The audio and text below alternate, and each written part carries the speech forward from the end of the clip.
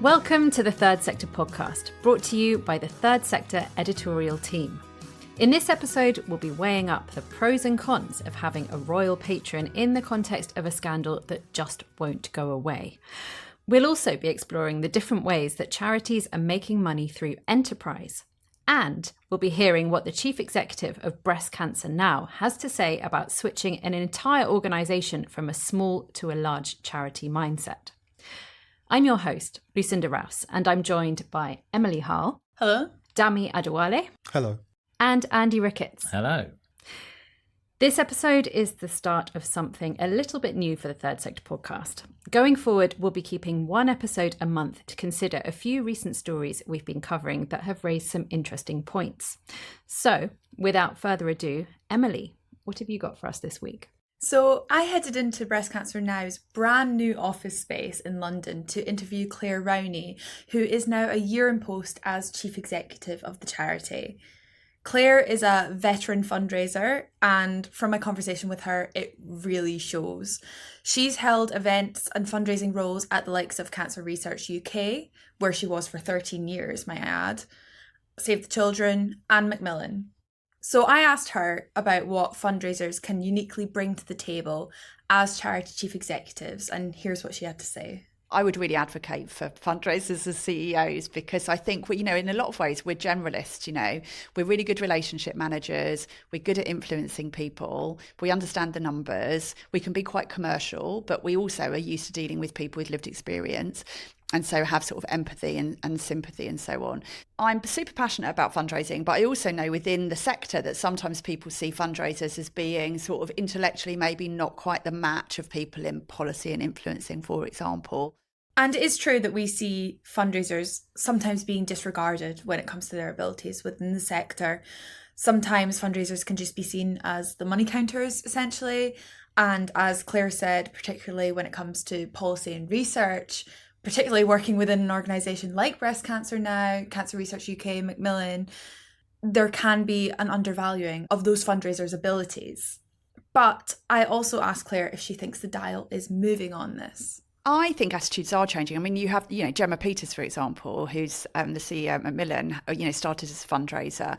And, one of the things I really notice is, and maybe this is just as I've got more senior, but I don't think it's true, is organisational departments are getting better at collaborating. So people are not seeing themselves singularly in particular boxes as either fundraisers or policymakers or people who are interested in equity. I think a lot more people are a lot more interested in everybody winning. So that's a really interesting take on how the attitudes are potentially shifting. And Andy, you've been here since the dawn of time. Have you seen this shift? Yeah, it's a slight over-exaggeration. But yes, albeit very slowly. I mean, certainly, I think even in my now, 18 years, it's not quite the dawn of time, a time at Third Sector, I think things have changed ever so slightly. I think there always has been this discussion going on around are fundraisers moving into the top positions, and there's always been an issue around them not being seen to do that. We've seen a few examples recently. I mean, Claire's obviously one, former chair of the Chartered Institute of Fundraising, notably.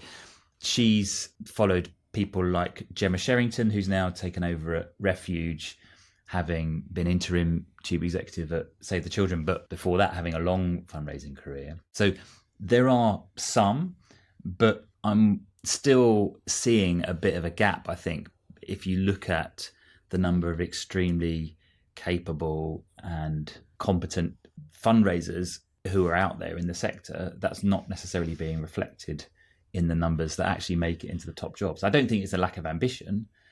I just think it's more to do maybe slightly with what you said before about maybe fundraisers being a little bit pigeonholed into a certain skill set that people think they're not generalist enough to do the top job. And it's also important to note that there's a lot of work going on to try and change attitudes towards fundraisers within the sector. So CIOF's new strategy includes a pledge to shift attitudes to gain more recognition as really essential parts of the sector. And then there are also notable examples of charities that are really trying to integrate the fundraising team more into the very core of what the charity is doing from a service delivery perspective. And I should note as well that this is really a large charity discussion. Obviously, people working for smaller charities are likely to be doing the fundraising role in addition to pretty much every other role that there is in the sector.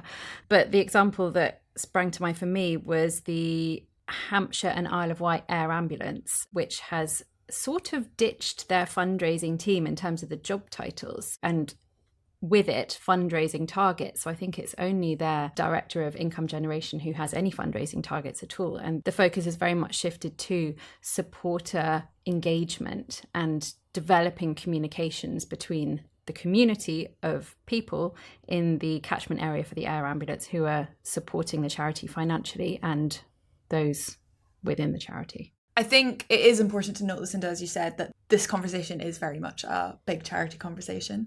But as a former fundraiser who has worked in multiple major charities, Claire has definitely brought an ambition for growth when it comes to income generation. And now, a year into Claire's chief exec role, Breast Cancer Now has now launched a new strategy with a big ambition to become an £100 million charity by 2030. Currently, their income stands at about 60 million. So it is a big jump. And I asked Claire how she plans to reach this goal. Another amazing thing about Breast Cancer Now, having worked for CR UK and Macmillan, where, I'm going to say we really squeezed the juice out of the fundraising opportunities. We had lots of money to invest and really focused on fundraising over a long period of time. It's meant that there's very little headroom in some of the more traditional fundraising income streams for big organisations that have invested well in fundraising over many years. Breast Cancer Now, again, because of mergers, because of other things we were doing, there is headroom. So there's really sort of easy to access, safe, well-proven fundraising channels that we haven't maximised yet. So we can just get into that in, really kind of quite quickly with really low risk to grow our income, which means we can do more in terms of impact, and we can do more quite quickly. So we think over the next 5 years, we'll go from being about a £60 million charity to £100 million. So that's like really significant growth, particularly in the current market. But all of our modelling says we should be able to get there in a really low risk way.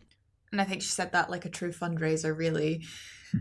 She's very much making her mark just a year in. And I think it's important to note that the context of Breast Cancer Now as an organisation, it's a result of multiple mergers. So in 2015, Breakthrough Breast Cancer merged with Breast Cancer Campaign. And then in 2019, that organisation was joined by Breast Cancer Care to form Breast Cancer Now as we now know it. And it's interesting because I spoke with Claire's predecessor, Delith Morgan, right before she left the role, just about a year ago now. And she worked at two of the organisation's legacy charities, Breakthrough Breast Cancer and Breast Cancer Campaign, prior to those mergers. So she really had an integrated knowledge of what the legacy charities looked like prior to the merger and before becoming this big organisation. And I think it's interesting that Claire is now coming in with a background in cancer charities, with a background in fundraising, but she does not have that experience within those legacy charities, which really could be a positive thing because she's not being held back by what once was. Instead, she seems to be really looking to the future. One of the challenges that's been really interesting is because we're this product of mergers and people stay here a long time because they love it, and I understand that. Why wouldn't you? It's a great culture. But people started in quite small charities. They're now in a medium-sized charity, but maybe still thinking about themselves as a small charity. And what I can see ahead is the opportunity to be a big charity. And so one of our challenges is saying, sort of shake off the shackles of thinking that you're a small charity. You're not. We can do much more than you think we can, but also look at what we could do if we sort of push on a bit further. And again, this is a big charity discussion pretty much, but I think that idea of shaking off the shackles of that smaller thinking, and not even smaller thinking, but it's shaking off what previously was and focusing on where you're going as an organisation, and that income ambition is really part of that. So did you get a sense of what we're going to see in terms of transformation of services, in terms of what the organisation is going to become by 2030 with this massive income growth? So it's interesting because Claire seemed quite confident in the split between Breast Cancer Now's support work and research funding. So she said the charity has quite a reasonable split between the two, and that's not really a concern for her. I think in terms of the ambition, it's mostly about focusing on growing those income streams. So she mentioned tapping into legacies. We heard her say that. And that's a really important income stream for charities, particularly larger charities that can really reap the rewards of that. And that's a piece of work that needs to happen really soon because it takes a long time to see the benefits come through. But there's also room for growth within direct giving, and making sure that there's more awareness of Breast Cancer Now as a brand. So one of the things that the charity is doing is slowly implementing a rebrand, which we can expect to formally launch in the spring. But while I was in the offices, I could already see assets that have shifted. She's completely gone in and said, look, this branding, it's not quite working. Again, it's that confused branding where it's a combination of the merged charities, those legacy charities. And before Claire came in, she actually said that she got asked about her perspectives on the branding. So the charity was looking towards this pivot for a while, but they seem to have sort of cleaned up the branding. They're focusing on making it more pink because what Claire said to me is breast cancer should be pink. And they are really focusing on streamlining it and making it more modern. And the hope is that this will raise awareness of the fact that breast cancer is still an issue and that it still needs to be talked about. I mean, I think it is a really big ambition, isn't it, to go up by more than £40 million a year in terms of what they're currently earning. What I'm interested to examine is to what extent it's going to affect the kind of the cancer, but I'm not quite sure what you'd call it, breast cancer charity community, maybe, for want of a better phrase. Because if you're a small cancer charity, you might be hearing, one of the giants saying that and starting to think, we could be in trouble here because they're going to start stealing all of our donations. What's the charity's take on that? Well, Claire did speak a lot about collaboration and the importance of it as a sector. She said that she believes the sector needs to be doing more to collaborate and not just working in partnership with each other, but also knowing when to refer someone who's in need of support to an alternative organisation. So it was all about being humble, which she did say as a fundraiser can be difficult to put your ego to the side, but it's really important. And she seemed to be a really big advocate for making sure that that collaboration is done in an effective way and that people are getting the support they need, whether that is from your own organisation or whether that's from a different organisation that might be better placed, whether that's because of their tone or because of the area they're based or because of their focus. So I think it's a really key point for Breast Cancer Now, and it is also included in the strategy that they want to do more collaboration over the next 5 years. So I think we just watch this space, and they're already doing some brilliant partnerships. So they've got a partnership with Copperfield, which I think had raised 100 million for both charities. So in terms of reaching that income growth, it just shows that can be done in partnership with other charities and make sure that charities across the board are reaping the benefits. Dami, what is your story for this week? So I'm sure you've all seen the widely covered story about the Duchess of York and 7 charities distancing themselves from her as a patron after it was revealed that she had apologised to Jeffrey Epstein for disowning him in a 2011 email. It just made me think about the whole idea of having celebrity patrons at charities and in particular royals. I mean, how do you react in this sort of situation and how do you part ways amicably if things go wrong? And whether it's even worth it for charities to kind of take on these patrons in the first place, considering the kind of blowback that can happen if things do go wrong. It's difficult to quantify, isn't it? The value that charities can get from having their celebrity patrons. And a lot of the time, we only really come to this question when things have gone wrong. I mean, the notable example of recent years is Russell Brand, who was dropped by a lot of charities last year. Obviously, Prince Andrew as well, for the same reasons that Sarah Ferguson has now been dropped by these several charities. There have been studies, haven't there, to try and quantify the gains that charities can get from having a royal patron, and giving evidence produced I think, the most comprehensive piece of research, which was 5 years ago now, so probably we need another round of it, but suggested that actually it was difficult to see financial gain associated with bringing on all the activities of a royal patron. There are things that you can't necessarily quantify, like the media exposure that comes from having a well-loved royal coming along for a media opportunity to your charity. In terms of parting ways amicably, I think that's an interesting choice of word there, because why would you want to be amicable if the person has really disgraced themselves? I don't know. Yeah, it does raise a big question, really, in terms of the association in the first place. I mean, obviously, organisations are going to do their due diligence on patrons and ambassadors before they appoint them, but there's only a certain amount that you can do, and there's only a certain amount you're going to discover. I wouldn't imagine anybody would expect that when Duchess of York was appointed as a patron for each of these charities, that this would be coming down the line at some point.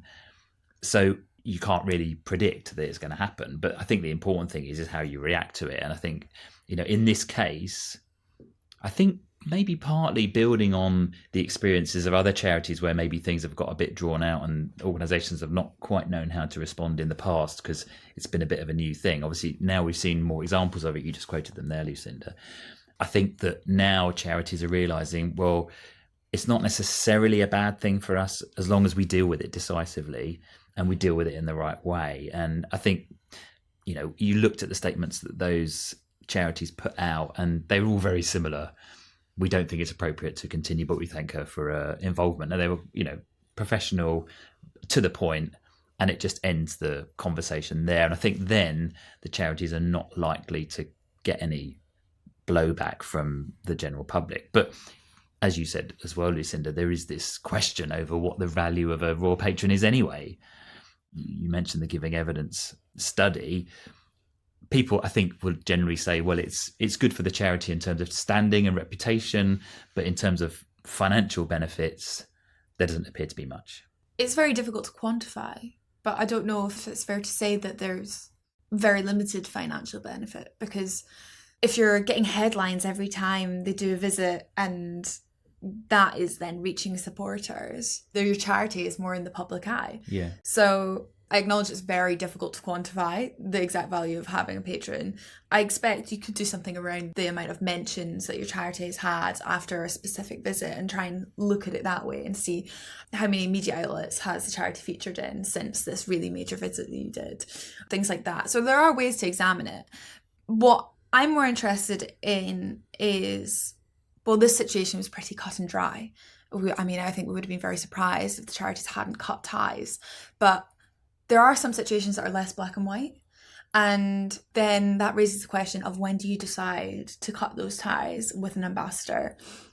If there's something that is questionable or something that is controversial, but it's not necessarily everyone in the boardroom is going to be agreeing that you need to be ending your relationship, how do you then make those decisions internally? And that's what I'd really like to dig into. Maybe social media influencers is the better way to go now in the digital age, because they're very active, they've got their own online followings, and they know how to reach those followers. They know how to engage with them, they know how to get their attention, and you can really reap some creative ideas from them as well. So you're not only getting a partnership that is going to raise your profile to a following that you didn't previously have, but you're also getting that creativity, those ideas. And if anyone listening does want to hear a little bit more about how to partner with influencers, we do have a recent long read on it. So go to Third Sector's website and read up more about that. It's my favourite area at the moment.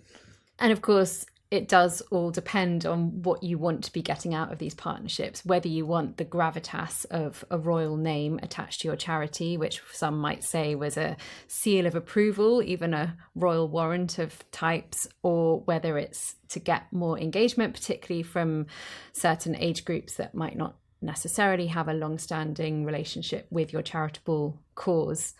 And not forgetting as well that having visits from certain celebrities or royals, perhaps less so with influencers, can really boost the morale internally of your volunteers, of your staff, all the rest of it. So yes, a very interesting story development. Not entirely surprising how the charities in question have responded to this news of the Duchess of York's emails.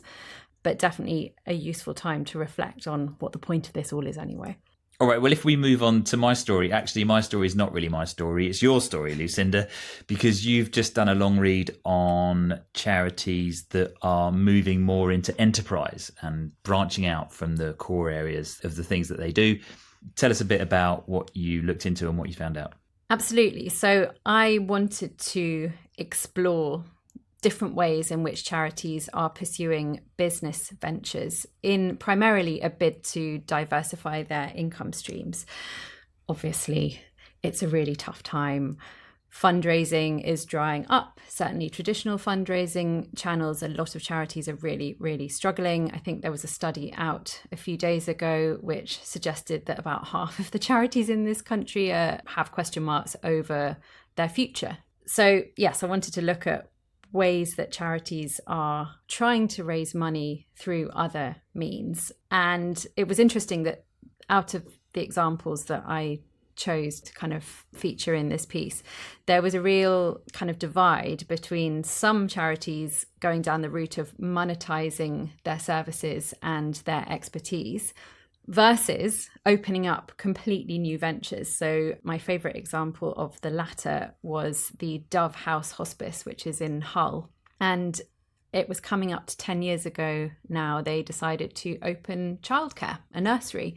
They had an empty building on their hospice site, and they had a strategic review and looked around and thought, well, what assets do we have that we're not using? So, well, this building isn't going to be needed anymore. It's actually not that temporary. It's a good building. Why don't we open up something completely different? And it was interesting speaking to the Deputy Chief Executive, who was sort of the driving force behind this initiative. She said, I had absolutely no background in childcare services. The hospice doesn't. It's an adult-only hospice. But they were able to identify aspects of their operations which overlapped with those that you would need for a nursery. So they have a kitchen, so they can provide food, because the first of what became 2 nursery facilities was on their site. So catering was provided for, HR, finance, all the rest of it was done. And she said, really, what we are excellent at doing is providing care for people. So if we can do it in a hospice setting, why can't we do it for children as well? So that was very interesting. And they are bringing in up to about £350,000 net a year from these 2 nursery facilities. Then conversely, I spoke to 2 charities, one Citizens Advice Gateshead, and the second one, My CWA, which is My Cheshire Without Abuse, domestic abuse charity. They are capitalising on their expertise. So in the case of Citizens Advice Gateshead, they're providing courses in social welfare issues through a CIC that they started up. And that's been going for a few years now, and it delivers training courses to employers. So not compromising the core service offering that they provide for free. And speaking to Alison Dunn, the Chief Executive of Citizens Advice Gateshead, she said, we will always be Citizens Advice Gateshead. But being able to use the expertise that they have to deliver these training programs to people all over the country and ensuring the financial viability of the charity in the process. And likewise with My CWA, they only launched a year ago, and we actually reported earlier this year that they were in quite dire financial straits. And this is one way that they are trying to respond, by setting up domestic abuse experts, which provides training again to organisations, including paramedics, nurses, police, to help people working in these positions to better deal with instances of domestic abuse when it comes to them, and ensure that they are responding in an appropriate and effective way. Their initial figures suggest that it's going well. As I said, they've only been going a year, and also we mustn't forget that the vast majority of small businesses do fail in their first 3 years of operation. That is a fact across the private sector. So this definitely isn't the answer to all the woes of the charity sector. But this charity in question has raised £100,000 net in the first 3 months of their consultancy business, which seems great. We've definitely seen charities moving into the business world. I mean, you only have to walk down your high street to see the charity shops that are down there and the retail operations that a lot of them run. I mean, one example that does spring to mind that didn't work out was in the mid-2000s when what was Age Concern England set up a membership scheme called Heyday that they ploughed more than £20 million into. It went completely wrong. It was labelled as a disaster and in a report afterwards, and actually prompted the charity to merge with Help the Aged in what created Age UK. Wow. So it's not always a positive story that charities have to tell when they take these kind of risks. I think the thing that's interesting for me about it is twofold. One is about risk and one is about focus. I think there's a question of what risk does it present to the charity. People often say that charities are too risk averse, trustees are playing it safe all the time, and it means that charities miss out on opportunities that they could have otherwise taken if they'd have just been prepared to take that little step that actually maybe wasn't as risky as people originally feared. So if they take that risk, what happens though if it goes wrong? You quoted the example of a lot of small businesses fail, and in terms of your research that you've done, obviously you've had charities that you've spoken to that have made a success of it so far. Well, it's funny you say that, because I did try and speak to a couple who I knew had been engaged in business activities before and had since closed, and wanted to understand why. And surprise, surprise, they didn't all want to talk to me. But in the case of the Dove House Hospice, Sarah Cash, their deputy chief exec, who I spoke to about the nursery, she said that was one of several things that they tried. So they tried I believe it was a wood recycling enterprise, which just didn't work out. So they had to drop it. In some ways, though, charities, as I was told by our guest on the podcast last week, Helen McShane from Young Lives vs Cancer, in some ways charities are much better at taking risk than private sector, because it's not all about financial gain. Obviously, if you are principally fundraising charity and you have to report that you invested X amount into this venture and we just had to write it off, that's not great.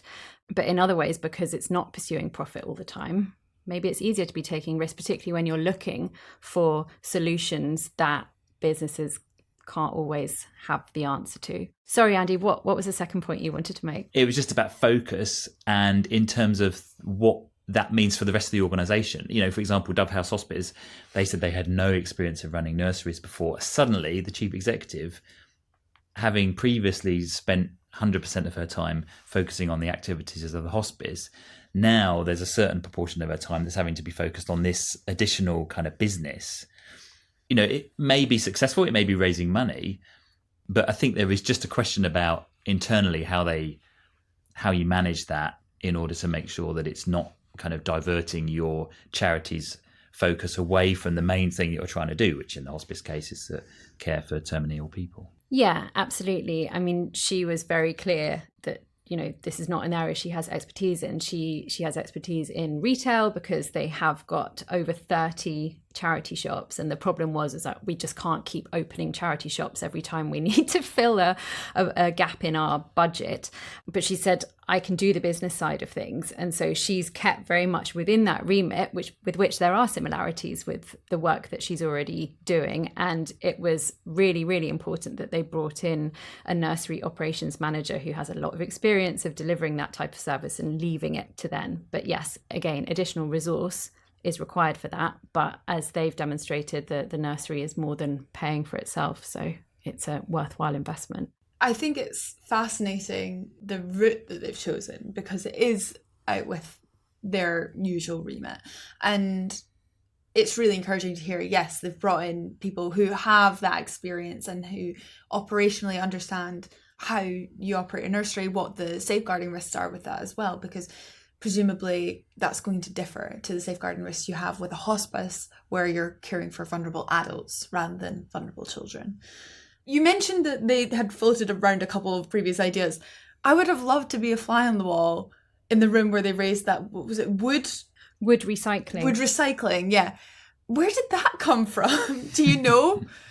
Yes, it was a wood recycling business, and Sarah Cash was very quick to point out that they benefit from a board of very supportive trustees that recognise that sometimes it's necessary to think outside the box. So I think in this instance, an opportunity presented itself where it was an existing social enterprise that was running this wood recycling operation. So if you have wood of any form that no longer needs to be used, you can bring it to this recycling business, and then they will strip it and sell it on to people who are engaged in woodwork, or perhaps like on a bigger scale as well. But she said it was hit by COVID. It didn't work out for them.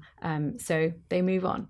It's also interesting that you bring up our previous podcast guest, Helen McShane, because of the kind of way that Young Lives versus Cancer are involving themselves in business ventures. Obviously, we spoke about their launch of their innovation hub. Yeah. And it's really interesting that they're using their sort of cultural capital as a charity to kind of support business ventures in that way. So I think that's a different way to kind of enter enterprise for charities considering it as well. Yeah, definitely. That co-development aspect where the end product is going to be something that ultimately supports your charity service users. I mean, again, like on the advisory side of things, the domestic abuse experts, they are indirectly supporting their service users, not necessarily those who are coming to their centres in Cheshire, but by just raising awareness and equipping more employers, not only in this country, but they're delivering training in Europe as well. So in a way, they're providing solutions to the problems that they're faced with on a daily basis, kind of at the more systemic level, which I think is very exciting, and I wish them all the very best with it. Well, that is it for this week, and we hope you enjoyed this slightly different episode. We'll be back again with another third sector team offering at the end of the month. If you have the inclination, please do let us know what you think of this new format. You can get in touch by filling out our listener survey, which is open as ever. Next week, we'll be back with a guest, and we'll be delving into the world of charity freelancing. It promises to be a great discussion. But for now, from all of us at Third Sector, from Andy, Emily, Dami and me, thank you so much for listening. Our producers are Jude Owen and Nav Powell.